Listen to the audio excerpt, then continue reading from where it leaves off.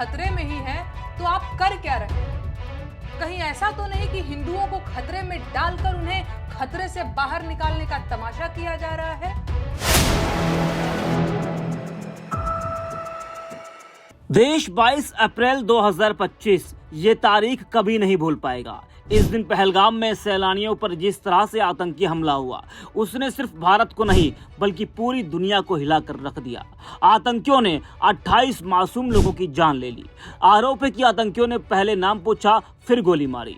पहलगाम हमले से देश में पाकिस्तान के खिलाफ आक्रोश है। भारतीय सेना को तैयार कर दिया गया है। जम्मू कश्मीर में सुरक्षा कड़ी कर दी गई है। सूत्रों के मुताबिक भारत ने आतंकियों को मुंहतोड़ जवाब भी देना शुरू कर दिया है। आतंकी हमले को लेकर विपक्ष सुरक्षा को लेकर भी सवाल उठा रहा है कि एक ही स्पॉट पर 2000 से ज्यादा लोग थे, क्या वहां कोई सुरक्षा नहीं थी?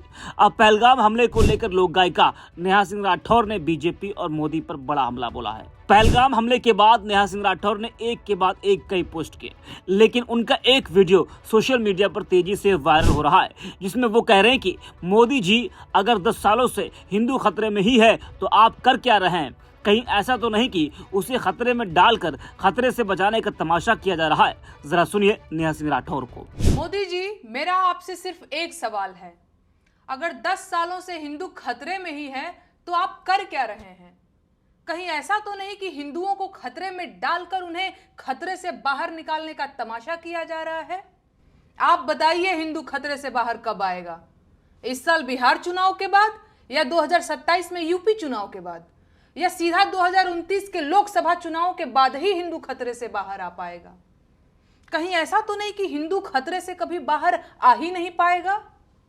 जानते हैं सर, देशवासी उतना मूर्ख है नहीं जितना उन्हें समझा जा रहा है। उनके सब्र का इम्तिहान लेना बंद कर दीजिए। मणिपुर से लेकर पश्चिम बंगाल और जम्मू कश्मीर तक हिंदुओं की हत्या हो रही है और आप कुर्सी पर जमे बैठे हैं। आपको क्या लगता है लोग कुछ समझ नहीं रहे हैं?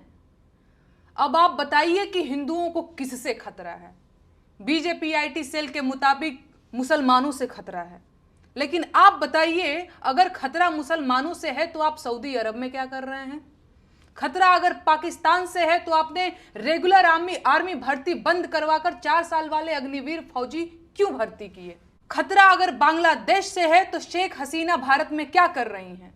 देश जानना चाहता है। मोदी जी, जवाब दीजिए। तो नेहा सिंह राठौर को सुना आपने।